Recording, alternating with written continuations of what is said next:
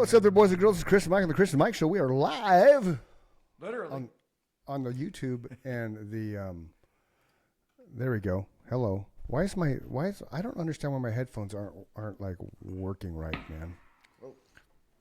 I can hear you, but I can't hear myself in my headphones. I don't understand why. Hello, Chris. Hello, Chris. Hello, Chris. There I am. Do you have the volume on your headphones turned up? I did just now. There you have it. That's always my mistake, too. I know, these damn musicians doing media shit. What are you going to do? I can hear everybody else, but I can't hear myself. That was Mike Michaels on guitar, ladies and gentlemen. That's how I used to do it on the stage, too. Ladies and gentlemen, Mike Michaels. I'd go Mike Michaels on guitar, and he would go... And then I'd be like, we got Mr. Scott Connor on the drums. And William Richard Carr IV on the bass. And me, well, I'm the Nothing Man. And then Mike would start playing Nothing Man, and there you go. Only it was more like this.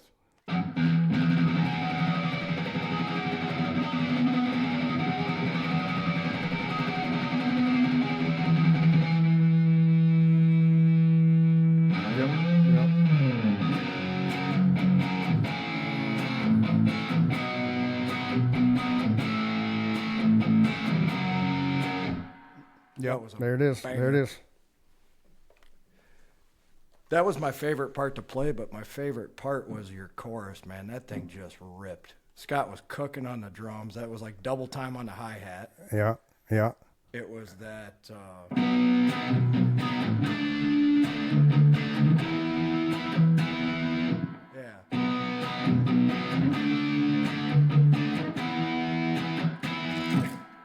Something like that. It's all about the rock and roll. So keep playing your guitar because we can just have a show with you playing guitar. So I watched the... Oh, fuck me. I got the wrong internet on. Damn it. That must be why you're chattering on me.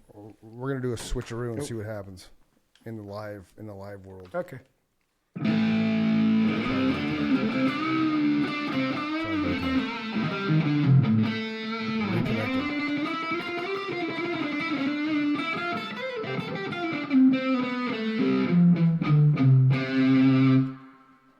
Back? Well, I'm back. Hey, it's Chris out here at the Chris and Mike Show. We're live on Twitch and the YouTube. Welcome back. And hopefully my thing starts uploading better. So we were supposed to have John Carney on the show. He couldn't make it, which was cool. We're going to reschedule him for a later date in December. And I was talking to this dude, Sean Valentine, for quite a while. You've been interacting with him as well. So I confirmed that he was going to be on the show today. And, I don't know. I don't know where he is. I just don't know. He's not, I don't know. But check it out. Zip Fizz. For you Zip Fizz people, who's at my door? There's somebody at my door. I don't know. Okay. You keep on. Dozier went to the Dozier went to the door. I got to see who's at the door because Nick is go check it out. To be home yet. Chris may be under attack, ladies and gentlemen. We're gonna monitor the situation from here.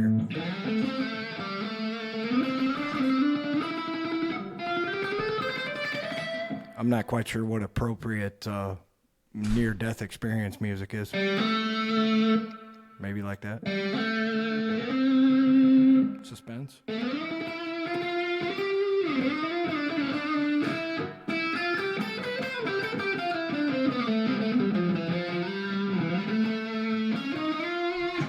That's the wrong string.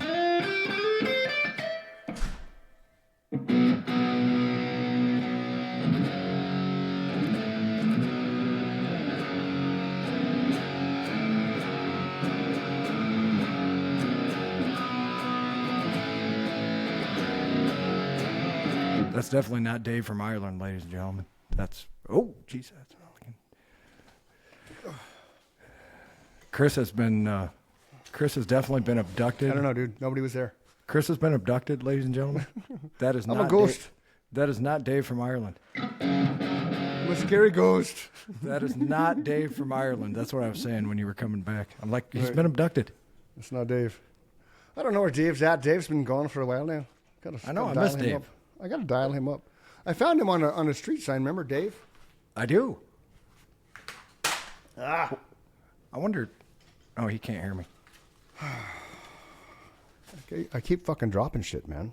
I was talking to you. I'm like, oh, he can't hear me. I'm that smart. I can't hear you, man. I was I'm giving orders she's got, Captain. What episode do you think that was? 45? 50? That was way early in the days, man. I didn't know where Dave. I don't even know where Dave's face is. I'm sure it's behind me in my cabinet. But so honestly, that was one of the best days ever on the podcast. By the way, Dave, we'll get Dave back on. So I told you, my buddy Larry Gonzalez. Hey Larry, I don't know if he watches the show or not, but you should because I just name dropped you.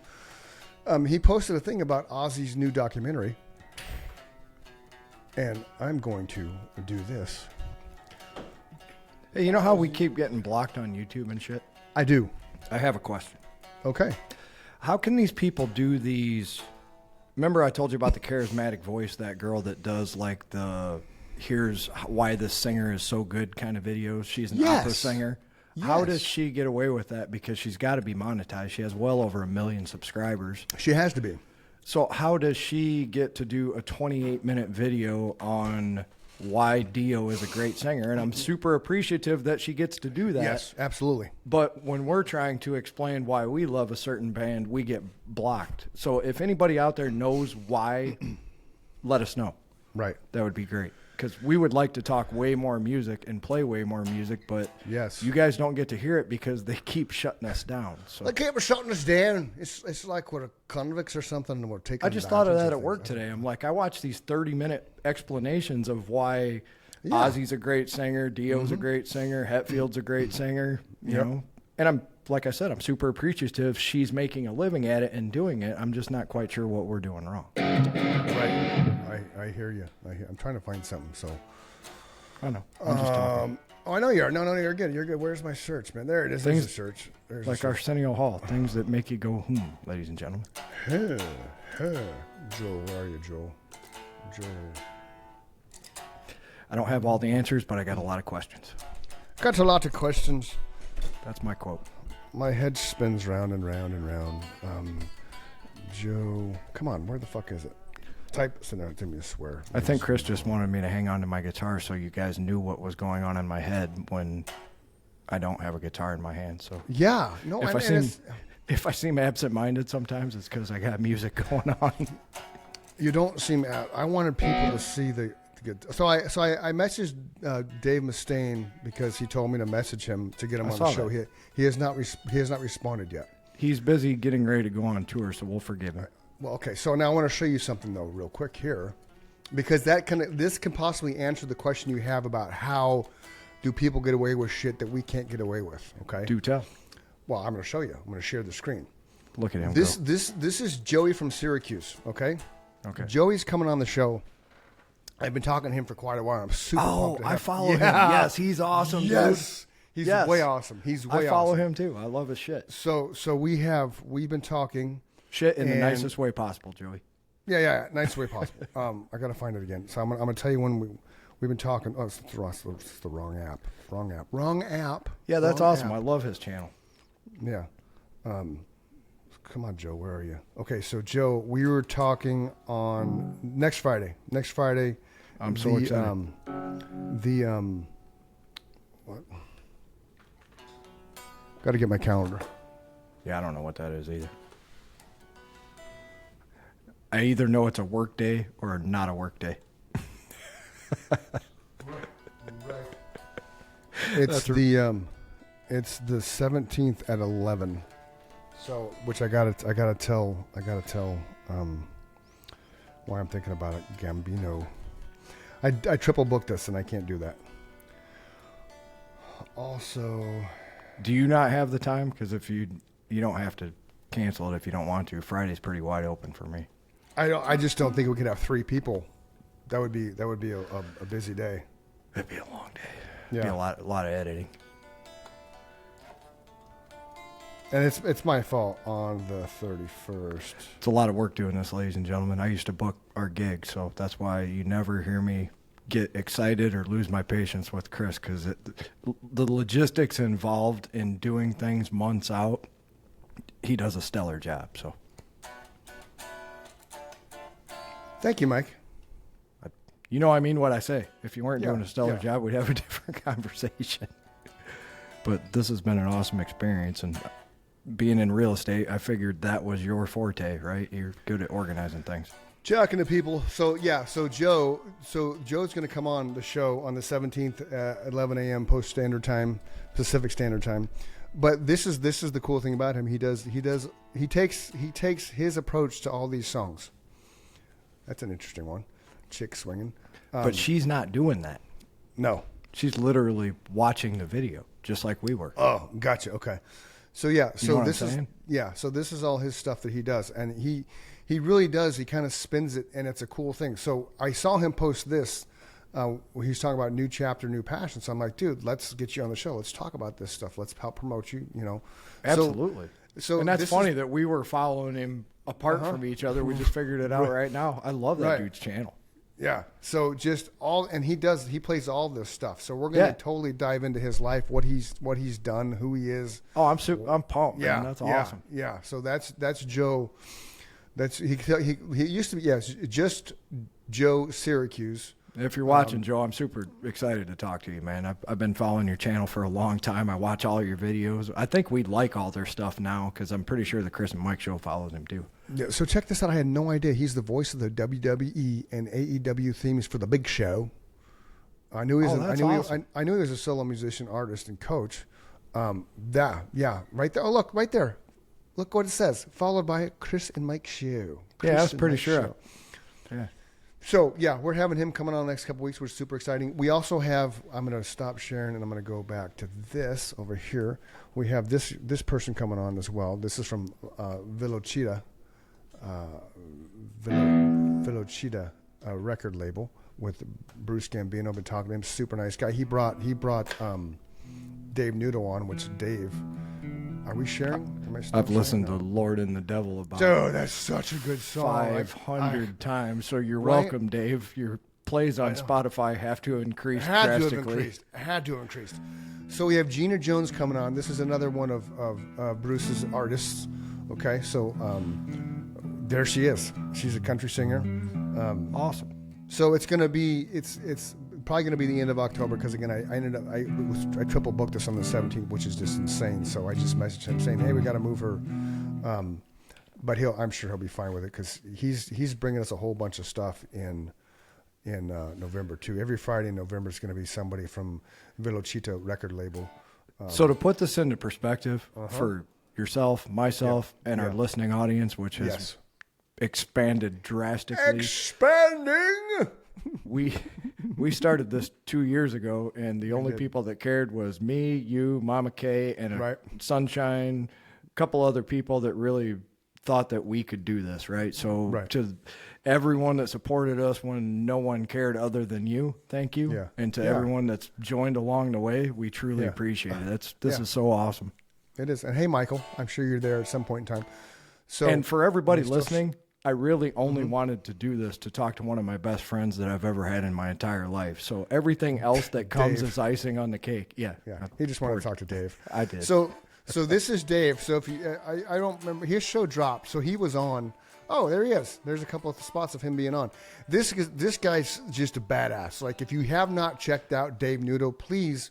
And not only as a musician, as a human being. As a human being. If we're telling you he's a great human being, you can imagine what his music's like. Yeah. So definitely go check out Dave Nudo. Just there's his name right there. Simple, easy. He's a beast. Super. You hear me say it all the time. He's superhuman. Got a great life resume. When I was talking to Bruce and talking to Dave, I'm like, dude, we need to get Lord and the Devil needs to be played on every single station in the world. There's no reason. It needs to be in movies. It needs to be in TV series, Netflix. The song is just everything that it needs to be. The message gets across. The music is outstanding. Yep. The recording quality is up to par. Yep. We need to share that on our Facebook page. I keep meaning to do that, and I haven't done it yet. There's very few times in the last 10 years where a song has really spoke to me to the point where I can't stop listening to it. So great job, Dave. Yeah, absolutely, Dave. That's what that song did to me. It got stuck in my head, and every time I think of it, I got to listen to it. Yep, agreed, man. So this is the label behind Dave Nudo. Okay, this is Velocita. And bringing a lot of the guests to the Chris and Mike show, by the way. Bring a ton of our guests. Oh, stop that. Bring a ton of our guests that are coming, but this is their Facebook page, just so you guys can see it. There's all their information. Okay, so obviously I'm not clicking stuff, but like right here, they got Cody Johnson live, March 7th, in Baltimore, Maryland. Okay, this is them. This is what they do. This is. You and I have both dealt with record labels and record companies and those people. Yes. Bruce is genuine. He is straight up a genuine human who wants nothing more than the artist to get paid for what they're doing and be successful and bring them to the forefront. That's if I had to define him in any way, that's how he is. Carson Lee, he's got coming on the show. We just talked about him. We got him coming on, I think, in November. Hold on. This is the calendar for the show. Awesome. There really is a calendar. There really is a calendar. I tell people in emails all the time, Chris has the calendar edit. I thought it was electronic. Yeah, so November, we have Carson Lee coming on the 14th. And that's a super, super cool thing from him. Like I said, this upcoming Friday, we have Jason Santiago. He's not a musician, but he's a cool dude. We have Greg Fox, who's a musician. I was talking to Bruce about him today, so he's coming on the 17th, and then we'll have Just Joe hopefully after that. Monkey Guitars is coming on October 21st. I can't wait for that one too. Right? Tell the world who Monkey Guitars builds guitars for, Mike. So the one person in his life who is also one of my favorite guitar players is Peter Klett from Candlebox. And this guy built a guitar for him that Peter fell in love with and cannot stop playing. He plays it at every show on the Candlebox reunion tour. Right on. And he's just so excited that he built him another one. I think he's got it already. I'm pretty sure it's done, but I'm super excited to talk to that guy too. So I'm happy for him. I'm happy for his success. Chris and I understand what it takes to start a vision and see it through to fruition, right? Yep. So when something like that happens to you, that's your ultimate goal, but you never really expect it to happen, right? No. That guy was his idol just like he was my idol. I was standing there. Chris was right behind me at the concert. That's how we met. I was there in awe of this guy's guitar playing, his tone. Peter, if you ever happen to listen to this, you're more than welcome to come on here for as long as you want to talk, because I would love to pick your brain. Well, and here's Monkey Guitars page. So this is excited to talk to him, man. So he's coming on the show. I was kind of hoping to show his well, so and it's all the technical stuff. It's let's see if there's anything fun. No offense, buddy. Hey, I can nerd out on guitars. I know. This is totally for a nerd thing. It's not for me. Bruce just texted me back. Might be surprised. Yeah, this is true. I got to text Bruce back. Oh, that's what it was. I was stopping myself one short. Okay, so I'm gonna get rid of the Monkey Guitars. So back to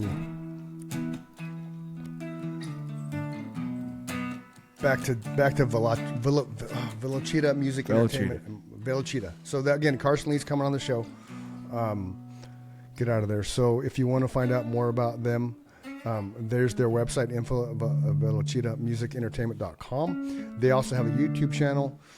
We should review them. Let's review them, shall we? Yes, let's recommend. This is how you do reviews, boys and girls. So when we ask you when you come on our show, we ask you, hey, give us a review. So you go to the Facebook page and you find the review button and you do this. Which is right towards the top of the page, in the top third of the page. It says write a review. Right. And it's very helpful to get our page in front of other pages that have not, other people that have not seen us, and it doesn't cost you anything. No. I like things that are free. Exactly.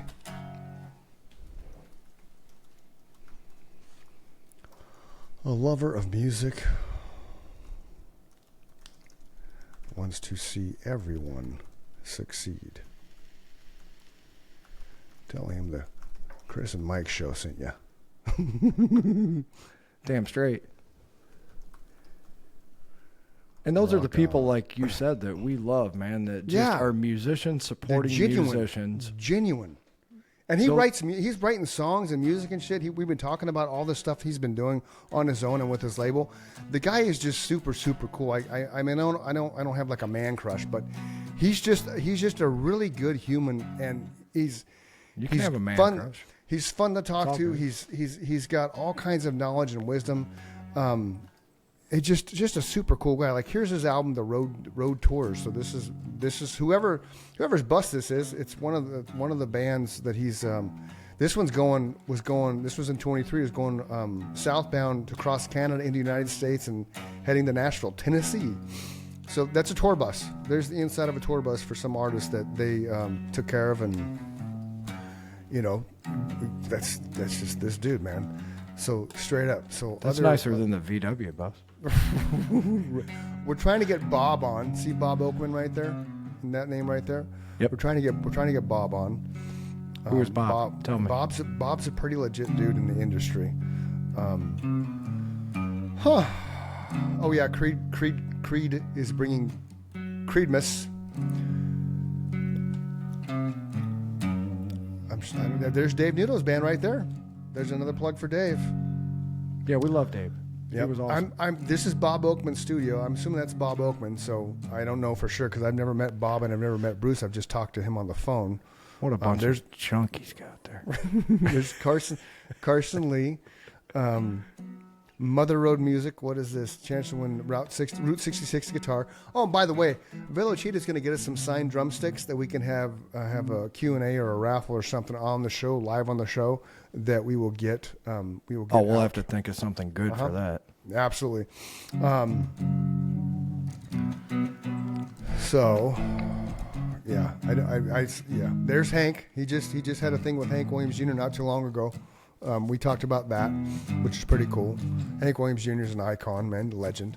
We talked about Quiet Riot, how they're back on the road. He's doing some stuff with them, which is really cool. So this guy's not he's somebody who has movement in his label and doing things.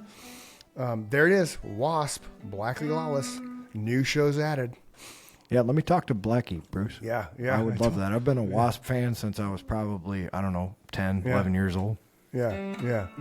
Right on. So this is their website. This is the Facebook page. Let's go to their can I go to the YouTube page? Yeah, we're gonna go to the YouTube page. See what they got happening over on the YouTube page. Let's stop sharing that. YouTubing it. Let's go back to the share. Going to the YouTube page. So this is his YouTube page, right? This is the videos and stuff. I'm sorry I didn't subscribe to that. My bad. We're subscribed now, Bruce. We're gonna help you get this thing going. So baby steps, still building their YouTube page, which is cool. But you gotta get everything going, man. You gotta get everything going for sure. So he's We're super along cool for guy. the ride with you, Bruce. Yeah, absolutely. Super good human being, man. Excited to be a part of his world and Absolutely, what he's helping that's us, awesome. What he's helping us get on the show is fantastic. Here's another fun thing. This had a squirrel moment. What we were talking about before the show started today was this. So Ozzy's new documentary just dropped last night or 2 days ago on Paramount. It's called Ozzy No Escape From Now, and I got to tell you, from somebody who grew up, and a lot of people have grown up with Ozzy's music from one way or another, it hit home on a lot of different levels. It talks about how, I don't want to give it away because it's a really good documentary. You just need to watch it. But there's going to be some things that you're going to see that's going to resonate with you as a musician as it did with me. I was talking to Bruce about this earlier, that you just don't realize the impact a fan base and being in front of people have on you. And it talks about and it talks about the dynamic of he and Sharon, for 41 years were nonstop on the road at one time, raising 3 kids, all under the age of 3, mind you. The only other musicians I ever know that have done that were Pat Benatar and Neil Girardo, because they raised their kids on the road too. Yep. But Pat and Neil, I don't think had the substance No issues that Ozzy had. So just the dynamic of that. And in the documentary, you got Jack, Kelly, and Amy talking, all three of their kids. Amy's always kind of shied away from the spotlight, but she was the oldest of the three kids between Ozzy and Sharon. I cannot like just impress you upon the fact that you got to watch this thing. It's amazing. It's an amazing documentary for somebody who 115 million albums worldwide, gross over $200 million in tours, the most successful solo artist in the history of music. So that's impressive. So watch that show. It's on Paramount. It's the Ozzy's No Escape From Now. It's sad. It's funny. I cried. Like, I don't cry. I don't cry for anything, man. And shit you not, at the end of it, I was fucking walling up like a baby because it just. You know why I feel bad? Because I cry at shit like that, but I don't cry when you're supposed to. Yeah, it doesn't matter. To me, the reason why I got it doesn't matter to me either. But you know me, I'm like. I feel not only my own feelings, I feel everybody else's feelings around me. So I'm hyper aware of how other people expect me to react in certain situations, right? Yeah. And it's difficult when I disappoint them. Yeah, I can see that. You know, because I don't do it maliciously. I do it to protect me, right? Everything I do in my life after recovery is to protect my peace of mind and my physical being, right? Whether it be I have to rest, I have to be alone, I have to be with people, whatever. Right. But yeah.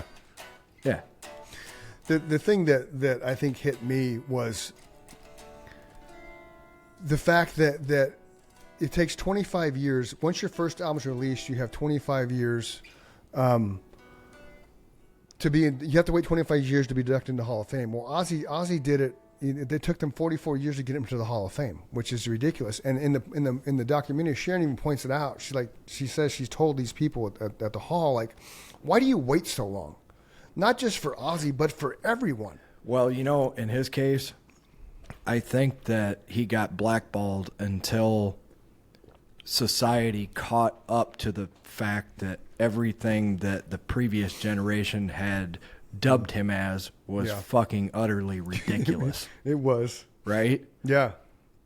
I think that's really what happened. Is I think he got blackballed just for the simple fact that the stories were out there. He had, bitten the head off a bat. Right. He worshipped the devil. Right. Your children were killing themselves because they were listening to his music. Just everything that was utterly ridiculous. Yeah. Yeah.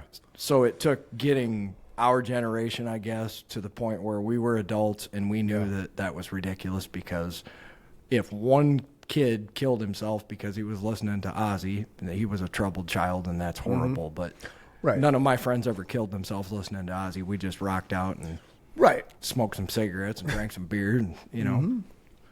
And I saw something where because once he passed away, there's all kinds of snippets and reels dropping all over the place. And there was an interview with him about that, about the kid who committed suicide and Suicide Solution. He explains, Yeah, he had to go testify before Congress over that bullshit. We wasted taxpayer dollars on this. Yeah, yeah. And one of the greatest thing he said with that, where were the parents? Where were the parents? I wrote a song, where were the parents? Exactly. Like, so you're going to pass your guilt of not being there for your child, right? I mean, and I understand we don't always know what's going on in somebody else's brain, case in point, right? But still, where were you when your child was walking down this dark, dark path of depression, right? And, and again, you can't, I'm not going to blame the parents, because it's hard enough. Like, we've been touched by that, and it's suicide, and it sucks, but don't blame a musician who did nothing to warrant you accusing him of killing themselves because he listened to Suicide Solution. The lyrics for Suicide Solution are just that. It's kind of anti-suicide. It's like, if I keep drinking, I'm completely anti-suicide song. Let's find the lyrics, shall we? Please. Because these things are important. I'm not just being flippant and saying, it wasn't his fault. He wasn't out there putting backward masking messages or what. It was an effect. It was an effect. Correct. So, that whole satanic panic thing of the 80s was just so Tripper Gore, ridiculous. Man. Tripper Gore. Tripper fucking Gore, man. Tipper. She had to be relevant. Tipper Gore. Don't Okay, get so her here- wrapped up with Jack Tripper. I'm sorry, my bad. And for those you who don't know, Jack Tripper, John Ritter, character on Three's Company. Come and knock on my door. Yes. Come and knock on my door. We've been waiting for you. We've been waiting for Still you. a hilarious show if you watch it. Right? Sure. Okay, so here's the lyrics, the Suicide Solution. Wine is fine, whiskey's quicker. Suicide is slow with liquor. Take a bottle, drown your sorrows, then it floods away tomorrows. Away tomorrows. Evil thoughts and evil doings. Cold alone you hang in ruins. Thought that you'd escape the reaper. You can't escape the master keeper. It's a song. It's just a song, Yes. Kids. It's It's song no about different than alcohol taking control of your life. right. It's no different from Freeman, right? Is it Freeman that I had the lyric to I don't believe in Jesus. Nothing man. So there's a lyric in Nothing Man. Mike and I've talked about this before I'm in the character of This is probably the only heated debate that ever happened within Nemesis. right. Because it was heated. Yeah, so Nothing Man has a line in there was I don't believe in Jesus Christ. I don't believe in the afterlife. I don't believe what the preacher says. I don't believe what the preacher says. Yeah. I should I find it? Should I find the lyric? Yes, please. That's why we're here, man. We're doing things. Sometimes I know, but I hate leaving the screen. No. That's the other day when I did it, I had to pee so bad I was going to pee on the floor. So Lyrics, ladies and gentlemen, this is just one bag. Chris Dunham has wrote a couple lyrics in his life, just a couple. He killed a couple trees, as they say. Yep, keep tree killer. Oh, of course, what pops up right away? Intervention Divine. Oh, First thing that comes up. First thing that pops Bob up. Rouse is down. All right, what am I looking for again? Nothing man. I don't know why.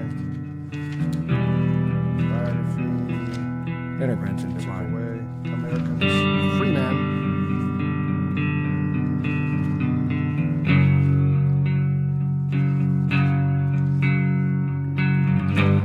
2, 3,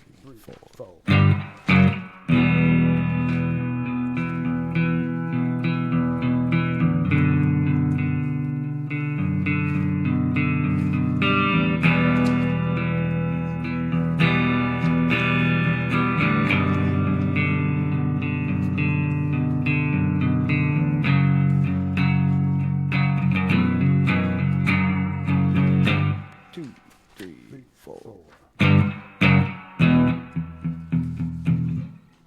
There's Paint and Whisper. I found Paint and Whisper. We were talking about that earlier.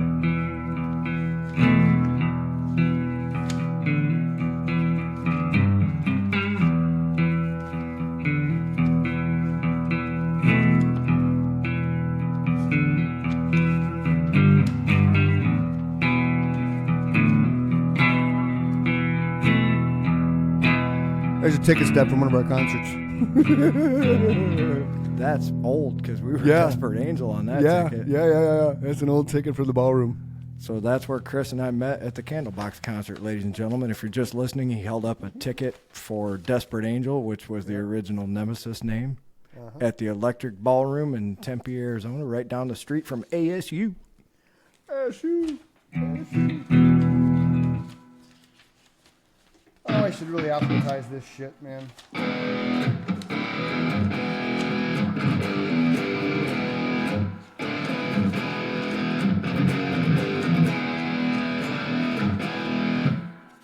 I like that song.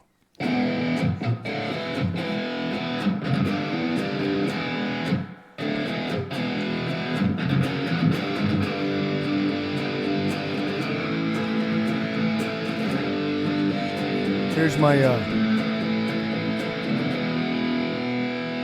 Live at Boston. Proof. 1993. proof that I was the original lead singer of Disturbed. That is proof right there. True story. The ladies and original gentlemen. lead singer of Disturbed. So suck on that. So that was we must have met in 94. We met probably after that. Yeah. That didn't last very long. That was my first real band, and it just, I moved to Arizona in May of '93. Shit. Original lyrics to Listen to Your Sin. Right there. That's the song that you all hear at the end of the podcast, ladies and gentlemen. Right. It is at the end of almost every one since probably episode 50.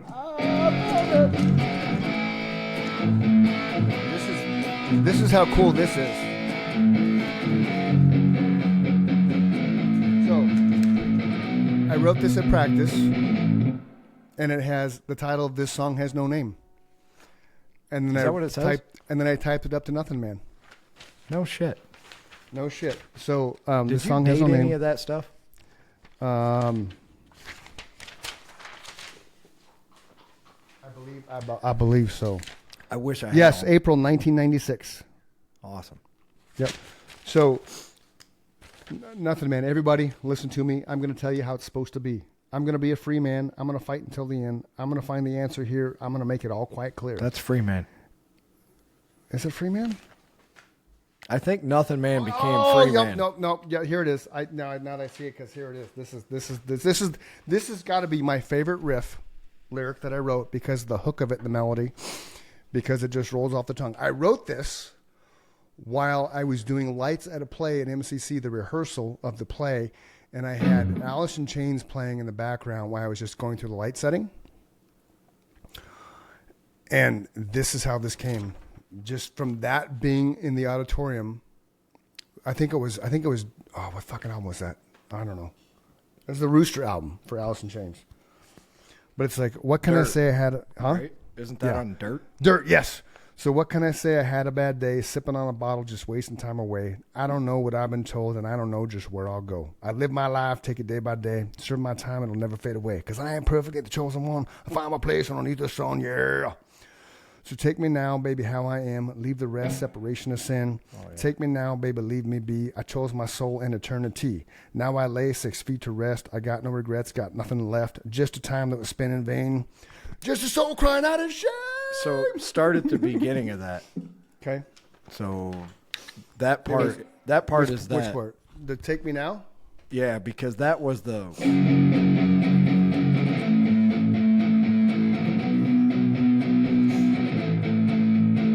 Where'd that come in at? I don't remember. Right there. So right there. Okay. 2, 3, 4. So take me now, baby, how I am. Leave the rest, separation of sin. Take me now, baby, leave me be. Chose my soul and eternity. 'Cause now I lay 6 feet to rest. I got no regrets, got nothing left. Just a time that was spent in vain. Just a soul crying out in shame. And I don't believe in the afterlife. Don't believe in Jesus Christ. I don't believe in the common man. I don't believe in the government's plan. And I don't believe in yesterdays. Don't believe in social praise, and I don't believe in the histories. Don't believe in societies. It's different without the drums and the bass, man. Yeah, I realized we were going super slow in the beginning. Super slow. But yeah, so the lyric it's more like don't believe in Jesus Christ, and I don't believe in the common man. Don't believe in the government's plan, and I don't believe in yesterdays. Don't believe in social praises. I don't believe in history. Don't believe in society.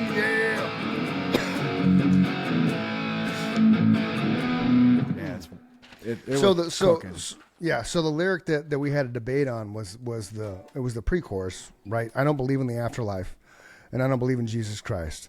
I don't believe in the common man. I don't believe in the government's plan. I don't believe in yesterdays, and I don't believe in social praise.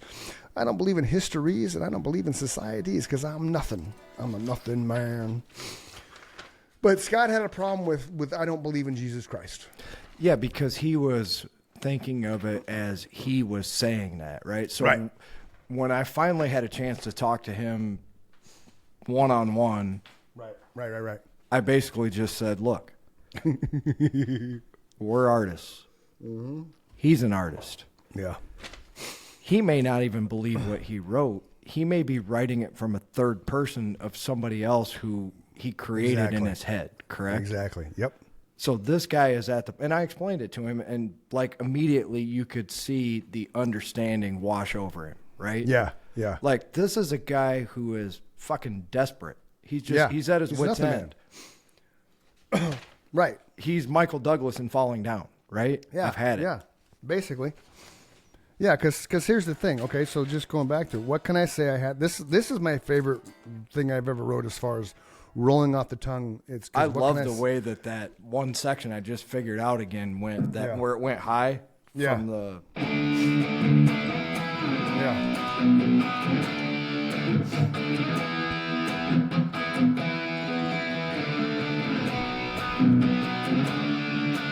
It's like the same three chords forwards and backwards, but like you said, the flow of how that worked together was outstanding. Right. Because really, the intro of the song, what can I say? I had a bad day, sipping on a bottle, just wasting time away. I don't know what I've been told, and I don't know just where I'll go. I've lived my life, I take it day by day. I serve my time, and it'll never fade away. Because I ain't perfect, ain't the chosen one. I'll find my place underneath the sun. Yeah. Did Mike has a guitar solo. Yep. And then a breakdown. So take me now, baby, how I am. Leave the rest, separation of sin. Take me now, baby, leave me be. I chose my soul and eternity. I love that line before that one, too. Thank you. Read that again. So take me now, baby, how I am. Leave the rest, separation of sin. I fucking love the way that's Take me now, baby, leave me be. I chose my soul and eternity. Now I lay 6 feet to rest. I got no regrets, man, nothing left. Just a time that was spent in vain, just a soul crying out in shame. Then I do the I don't believe stuff. But then it goes into now I won't apologize for my life, and I won't apologize for damaged lies. That part always spoke to me, too, because now this guy is having a conversation with himself within the same idea, right? Yes. Go back to that. Read that again. Yep. Now, here, real quick, squirrel moment. The reason that, and I don't know, she may say, yes, I remember that like it was yesterday. Mama Kay may not even remember why she was never concerned about the kind of music I listened to. Because the first thing I told her, and she always knew whether I was lying to her or not, she's my mother, right? Right. I blatantly looked at her with 100% certainty, and I said, 99% of the time, I have no idea what they're saying, and I really don't care. I'm just listening to the guitar and the drums, and that was my thing at the time. Yeah. So when I met you and I read those lyrics for the first time, other than maybe Led Zeppelin and their lyrics and Pink Floyd and things like that, poignant bands, right? People who changed the world. Yeah. You were the first person I ever met that wasn't famous that I went, holy shit. Thank you. I get it, right? Lyrics can be something. So read that again. Okay, so now I won't apologize for my life, and I won't apologize for damaged lies. I lived my life the only way I could. I gave my soul as no other would. Took my times eternally, and man, I'm grateful for my misery. It taught me well about my history. It taught me well about my insanity. And then it goes back into the, I don't believe in the afterlife, and I don't believe in Jesus Christ. I don't believe in the common man, and I don't believe in the government's plan. I don't believe in yesterdays, and I don't believe in social praise. I don't believe in histories. I don't believe in societies because I'm nothing. I'm the nothing man. That's all that I am. And part of this, I think, I had so much in common with that person at the time. Well, and I appreciate that. And part of it, and I'm not going to divulge, I don't like telling why I wrote what I wrote, but part of it, I think, was my internal struggle with the faith and the journey I was walking on with Young Life and all that kind of stuff. And, half of my soul was kind of, driven. I wanted to be a high school pastor. The other half of my soul, I wanted to be, for lack of a better term, which is I wanted to be like Ozzy. I wanted to be on a stage in front of thousands of people every night. Me too. That's where I'm at home. That's where I'm at peace. It's like he talks about it in the documentary when he did one song in England. It was, I forget what it was for, some kind of festival. They went up and did Paranoid, and he's like, I wish we did more than one song. And I the one thing I hated about open mics is you could only do 3 songs. Right. You know, I mean, it was cool. We were just warmed up after 3 songs. Right. It's like you got to do more than just one song. So it's like halftime shows and things like that. When you're doing like the national anthem, things like that, I can't imagine just going up there and doing one song and being done. Because if you've never been on stage, you don't understand. It's a fear, but it's not a fear. It's an adrenaline. I'll put it into perspective for you right now. Okay. What time is it? We've been on here 10 to for 4. minutes. So we've been on here for however long, half hour, 40 minutes. Yeah. I'm just now starting to feel like I could play something like if I had to record it in the studio, right? So I don't play as often as I used to. I play every day, but not for the same length of time. So like Chris is saying, even the best artist in the world, their first thing that they're going to do for the day is never going to be the best. That's why Whitney Houston, I just saw you post that, version of the Star Spangled Banner, hands down is still the best in history because she had one shot at that, and that was, I'm sure she warmed up a little bit, but that's not the same as standing in front of 60,000 people. No.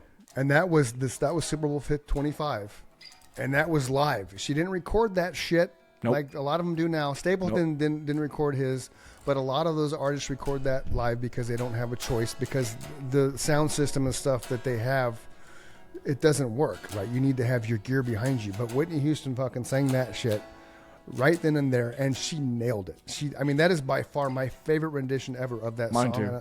I don't care who, and I've debated it with people. Oh, it was Chris Stapleton.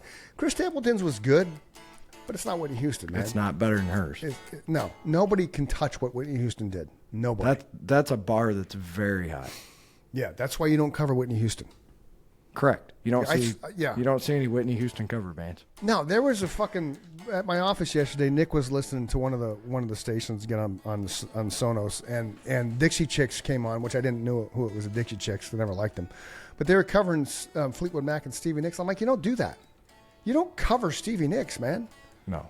You just Actually, don't. There's one girl out there that did an outstanding job, and she got famous over it. We talked about that. There was a chick on What the was cruise. her name? I don't Lainey remember. Gardner or something? Something, yeah. There was the cruise that Nick and I went on, the second one. The band that played the entire cruise in the comedy showcase room, she sounded like Stevie Nicks, like legit. And they were covered. Here's what I'm gonna say. Yeah. Okay. I'll agree with you that when I'm in a place where a live band's playing, there's certain bands that if you start playing, instantly I go, you better have your shit together. Yeah. Led Zeppelin, Fleetwood Mac. Yep. Because you got to cover all those harmonies. Def Leppard. Yep. Def Leppard has 4-part harmonies. Right. And a lot of it's with the music. People don't realize that. Def Leppard is all live, ladies and gentlemen. They always have been. Yes. Right. And they're still live. They're not fucking amping in shit. I went and saw that with my own eyes, and every time somebody made fun of Def Leppard, I was like, you can shut the fuck up. Yeah. Because I saw with my own eyes guys playing harmony guitar parts and singing harmony vocals at the same time. They weren't just playing the same chords to thicken it up. No. The one guy was playing the chord, the other guy was playing the third or the fifth, and they were singing a harmony over the top of what Joe Elliott was singing, and they were doing it with perfection. Yep. I got goosebumps right now, man. I was blown away walking out of that Def Leppard concert. I'm like, kudos. You guys kick ass. Yep. They may have looked like they were pop rock. Yeah, they may have looked Englishmen. like I mean, they may have kind of felt like they were just this pop rock band, but they legit fucking just you have no, if you're not a musician, you don't know what they're doing. And normal everyday person doesn't realize what they're doing and the dynamic that they're creating by doing what they're doing. And how hard that is to pull off, especially live. Yep.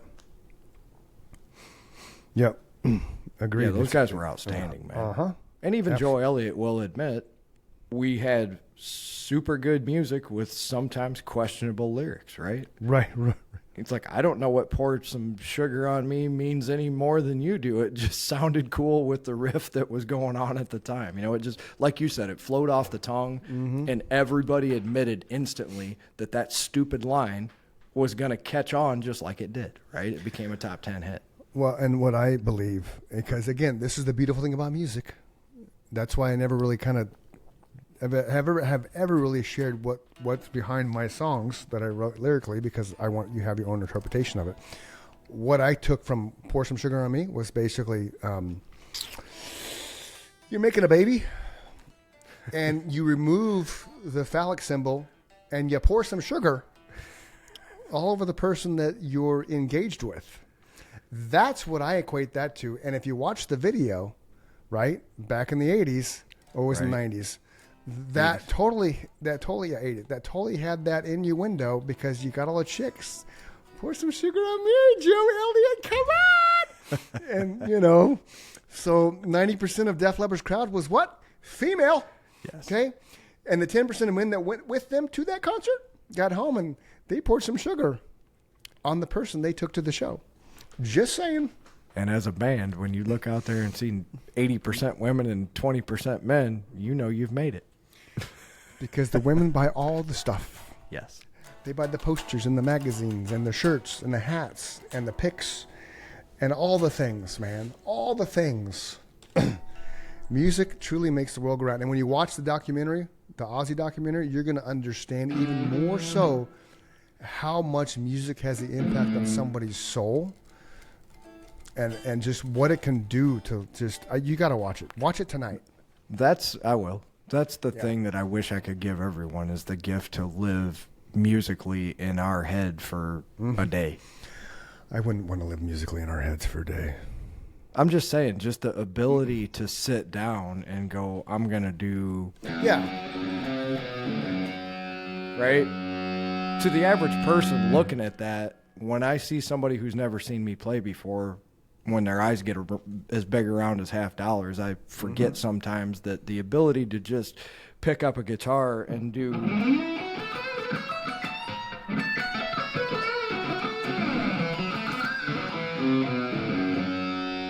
Doesn't apply to everybody. No. It doesn't.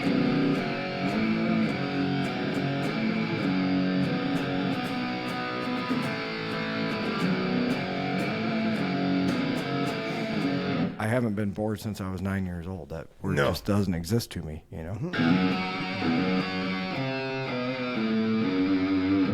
That's the beautiful thing about music, man. And the other thing, too, about the documentary, it's imagine spending 41 years on the road, nonstop, go. Raising a family. Well, just 41 years on the road. And then in that time span, you only put out 13 studio albums. So that tells you how much of that time was actually truly spent on the road. And then you wake up one day and you get out of bed, you go to the couch. And that's your life for 3 years. I didn't realize either what you're going to learn in the thing. When he fell, one night that he fell in L.A. in Beverly Hills, he actually broke his neck. And they went to the hospital. They went to the hospital and they sent him home because all he said they could see was bruising. So in my mind, you can expect a heavy lawsuit to be dropped against the doctors that eventually, I think, personally, watching it, led to his physical demise, because he hadn't been drinking and drugging for years and years and years. No. So that's one takeaway that I'm interested to see what you think, as well as anybody else that watches it, what you think. If that one incident, because the doctors did things they didn't need to do according to other doctors that they ended up going to, and being as old as he was, I don't think that damage could have been undone, because your bones, as you get older, they get less and less, they get more brittle, right? Because we're old. Sure. So it's definitely interesting. It's a really, really good documentary. You're gonna cry, because if I cried, fucking dude, you're gonna cry. Probably multiple times. Yeah. The other thing too is you look at that, and that's the one drawback watching documentaries about people like Ozzy. You don't intentionally do it, but you start comparing your life to, he came from shit poverty, and then, the highest selling solo artist ever in rock. What have I done? I just sell houses. You know what I mean? It's that weird dichotomy in your brain, like, well, fuck, I'm a singer, man. Like, what the hell? It ain't over yet. Oh, I know, but I'm just saying it's the thing. It's the sorrow that you just, it's you like, know wow. exactly what you did in those 30 years. You raised a beautiful Yeah. family. Oh, yeah. You brought 2 productive members into society. Yeah. One of them's a United States Marine. Yeah, I yeah. mean, No, it's not what I've accomplished as a lifelong work. It's just one of those things that I have those musical horrible moments more times than I want to admit because as a musician you have to be somewhat conceited, right? So this is going to sound horribly conceited, but I know what I'm capable of, right? Yeah. Oh no, absolutely. And nobody else is capable of what you and I are. Correct. And nobody's capable of what you and I and William and Scott were. Unfortunately, Scott's no longer with us, so we can't put that puzzle piece together. But there were things that we did musically that still speak to me today. Those lyrics, I mean, right? Yeah, I can hear that song. I can picture myself playing it on stage and meaning it at the time, right? Yeah. Like you always say, we didn't go up there and sing, not that there's anything wrong with the Pour Some Sugar on Me. I fucking love it as much as anything I ever played, right? Yeah. It's fun. Yeah. But that's not who we were. And when I was up there playing those songs, I was that character of the song along with you, right? Right. It meant something to me just like it meant something to you because the 2 worlds got melded together. Yeah. It was no longer just a piece of music. It was a song. Right. It has to be played this way because this is where the melody's going to go. Mm-hmm. Yep, agreed. That's the beautiful thing about music, man.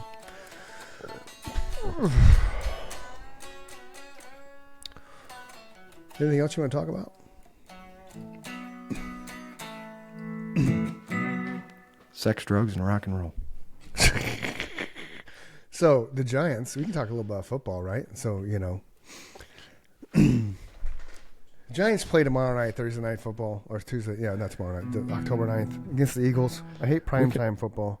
We can talk about how the NFL is completely scripted, because what was that fucking play, the last play last night where the Jaguars? Trevor Lawrence fell down, got back up. Fell down. And fell down and got back up and ran in for a touchdown, and no one was 11 people on the other side that were 6 feet away were not capable of coming over and tackling.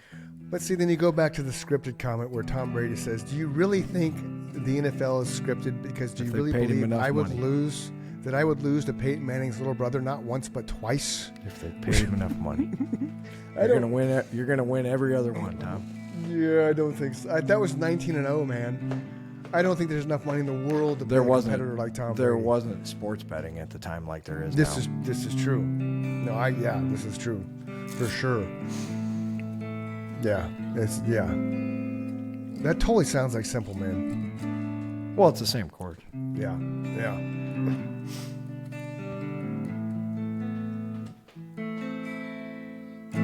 I could learn to play that one pretty easy. Yeah, I'm sure you could. I can sing that one pretty good too.